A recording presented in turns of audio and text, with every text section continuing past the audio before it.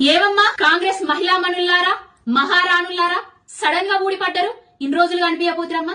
ఎక్కడి నుంచో ఊడిపడ్డారు? చెప్పులతోటే ఊడిపడ్డారు ఏందమ్మా? మీ కాంగ్రెస్ ప్రభుత్వం అధికారంలోకి వచ్చిన తర్వాత నిండు అసెంబ్లీ సాక్షిగా సహచర మహిళా ఎమ్మెల్యేలు అని చూడకుండా మీ రేవంత్ రెడ్డి, మీ బట్టి విక్రమార్క వాళ్లను నమ్ముకుంటే జూబ్లీ బస్టాండే ఏ ముఖం పెట్టుకొని వస్తున్నారు ఈ సభకు అని మాట్లాడినప్పుడు చెప్పులు పట్టుకొని రాలేదేందమ్మా? ఒక చెంచు మహిళ మీద అఘాయిత్యం జరిగినప్పుడు చెప్పులు పట్టుకొని రాలేదేందమ్మా? ఒక గిరిజన మహిళ మీద థర్డ్ డిగ్రీ ప్రయోగించినప్పుడు చెప్పులు పట్టుకొని ఎందుకు రాలేదమ్మా? ఒక 6 ఏళ్ల బాలిక మీద అత్యాచారాలు జరిగితే చెప్పులు పట్టుకొని ఎందుకు రాలేదమ్మా? ఎక్కడికి వేయిండ్రు? మీ ప్రభుత్వం చేస్తున్న తప్పులను కప్పిపుచ్చుకుంటా మూల కూర్చున్నారా? ఏం తప్పు చేసిండు పాడి కౌశిక్ రెడ్డి గారు? బరాబర్ చెప్పిండు. ఒక పార్టీలో గెలిచి ఆ గుర్తుతోటి గెలిచి రాజీనామా చేయకుండా వేరే పార్టీలకు పోయిన ఎమ్మెల్యేలకు చీరా గాజులు పంపిస్తా అంటున్నాడు. నిజం పంపిస్తాం, ఆయన పంపించడు కాదు, మేము కూడా పంపిస్తాం, ఇంటికి పోయిస్తాము. దమ్ము ధైర్యం ఉంటే ఆ ఎమ్మెల్యేలకు చెప్పుర్రి.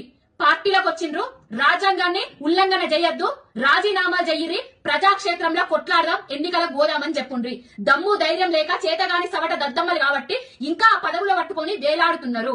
సమర్థించకుర్రి. అధికారంతో పాటుగా మీ నాయకుడికి అహంకారం పెరిగినట్టుగా మీకు కూడా అహంకారం పెరిగి చెప్పులు పట్టుకొని వచ్చి ప్రెస్ మీట్లు పెడుతున్నారా? మీకంటే ఎక్కువ చెప్పులు మాకు కూడా ఉన్నాయి. చూపించగలిగితే మీకంటే ఎక్కువ చెప్పులు మేము కూడా చూపిస్తాము.